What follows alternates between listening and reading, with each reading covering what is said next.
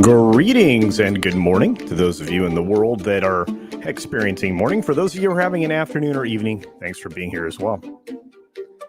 Should be a lot of fun. Got 13 stories today. No chance I get through them all, but I want to say hi to everybody as we get ready to go.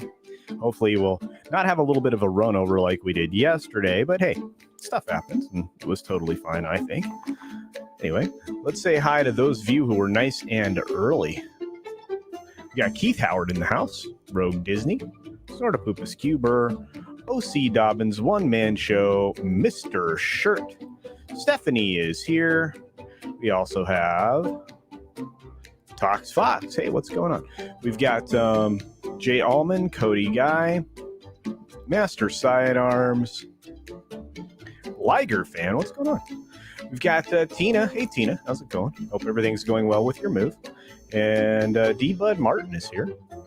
We've got, let's see, Josh is here from Knight's End. Check out Knight's End's channel. That'd be excellent of you just to check that out. Maybe become a subscriber over there. We've got Morgan King. What's going on there? We've got Critizable, Keck44. Again, I think I said Master Sidearms, but good to see you. 12-minute daily would be awesome. I'd love to do that, but can't. KR Nut 82. Hello. Not sure. Maybe your first time, or maybe you watch on the replay. Thanks for being here. Low Spec Linux Laptop is in the house. That's awesome. Another YouTube and gamer person, so check him out. Kitty Bear is in the house. Washi Washi. Critizable. Let's see. I think I said that already, but I think I got everybody, at least so far. Need to get started, though. See you in just a second.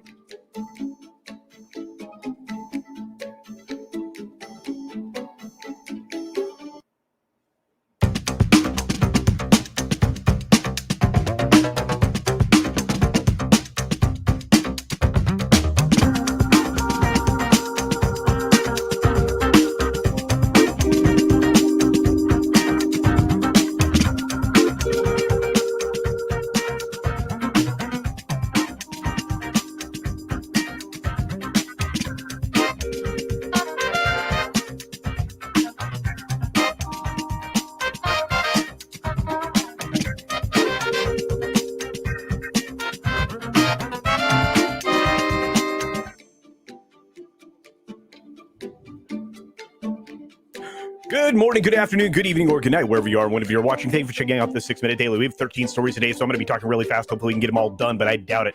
We've got a lot to cover, so I'm going to jump right into it, and here we go.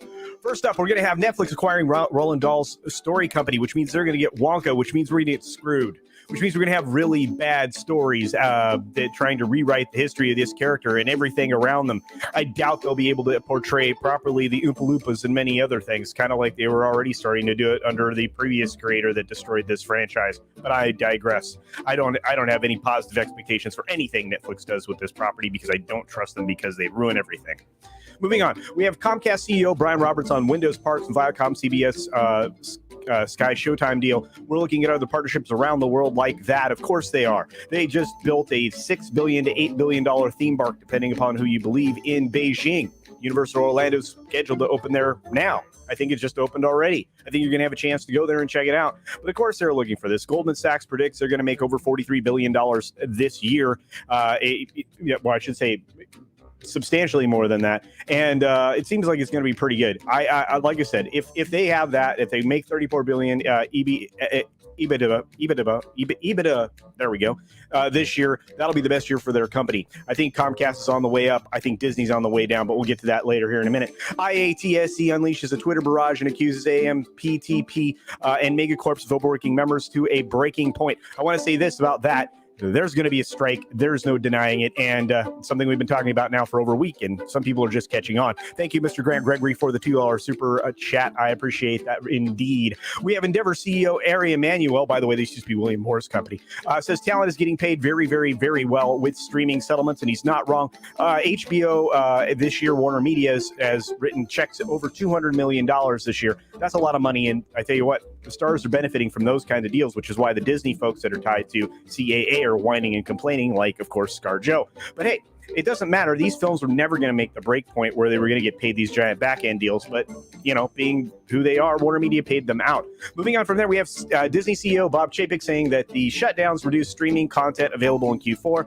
Warns Wall Street that subscriber growth is not in a straight line. We knew this was going to happen. We knew the churn was going to kick in. I told you it was going to happen. A lot of other people have told you it's going to happen, and these numbers are not going to be any bigger than single subscriber growth, and the APRU is probably going to go down, so keep your eye open for that. We have Marvel Shang-Chi to stream on Disney Plus during Disney Plus Day in November. I wonder why they're doing that. Try to get more people to come back to the platform after this movie being such a triumph, although a triumph means that it's not quite making it profitable, but hey, we'll see. Maybe at the end of the day it'll be profitable. We'll have to see. It's had no competition in theaters for the last couple of weeks. Moving on from there, of course, we have Matrix Resurrections. Be prepared for a whole lot of agenda written into this film. You won't even be surprised. In fact, there's a secret cameo in here that is going to be interesting. Also, it's premiering in San Francisco. If you don't think there's a bunch of agenda driven into this film, hardcore, you weren't paying attention. Also, they're pretending like 2 and 3 didn't exist. It's going to be very odd. I hope that you all enjoy it if you go see it. Apparently, Bill Gates is trying to, tell you that he wasn't even involved with this guy, or at least he says this. Bill Gates on Jeffrey Epstein dinners. I regret doing that. Of course he does. It's one of the reasons why his wife probably isn't so excited about him. Either that or, like Marcia Lucas described George, maybe he's just a cold fish. All I know is he's mostly expressionless most of the time, and he comes off in a lot of public statements like not the best person in the world. But I do want to say this. A lot of people were implicated, spent some time with Jeffrey Epstein in social circles where, the uber wealthy hang out. And, I like to try to give people the benefit of the doubt. But we'll have to see. We'll have to see at the end of the day where things shake out when it comes to Bill Gates. We know where it shakes out with some other people. Anyway, Facebook is in the process of still trying to bolster themselves, knowing full well that they were going to get smashed by the Wrap and other papers that somehow have a new vendetta against Facebook, saying Facebook is using news feed to promote favorable stories about itself, New York Times reports. Of course, they're taking somebody else's story, but hey, never miss an opportunity to smack Facebook in the face as many times as you can. Not sure what Zuckerberg did to Sharon Waxman or anybody else that works at the Wrap or why Variety and the Wrap are going after Facebook right now, but they are, so it's interesting. We also have Disney exec Chris Coxell named the new Lucasfilm publicity VP. This is the news I was talking about, Stephanie, and that's kind of weird, replacing the 35-year VP that was in place before. The PR head was named Lynn Hale. She seemed like a nice lady, but again, if you look at the PR and all the stuff coming out of the people that are involved in Lucasfilm's Twitter, maybe they need somebody else to get the reins. We'll have to see if this actually works. They really need a social media person that understands social media. Beyond that, we have a lawyer for R. Kelly says he's unlikely to take the stand in the trafficking trial. Well, of course not. Of course he's not. Why would you do that? I mean, I feel like he's already resigned himself to another jail term, but we'll have to see at the end of the day where that works out, what he ends up facing. We also have an ex-mayor who was elected at age 23 in Massachusetts.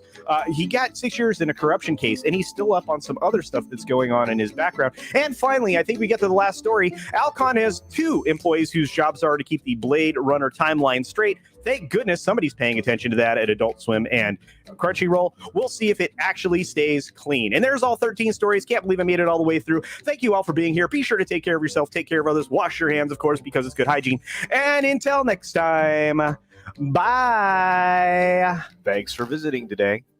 Be sure you're subscribed and hit that for alerts. Yay! Of course, like and share all of the videos that you can, as it helps with the algorithm. Have a great day.